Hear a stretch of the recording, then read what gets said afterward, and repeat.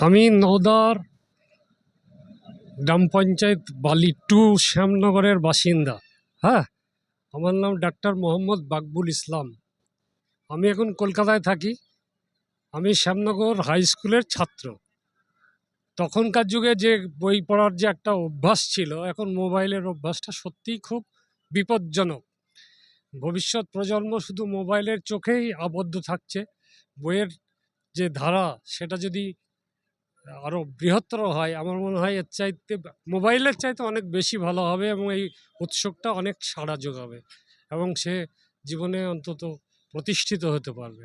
হ্যাঁ, অতএব বই পড়াটা খুব ভালো। বই হইলে পরে এখন তো মোবাইল দেখতে দেখতে ঘুম হচ্ছে না।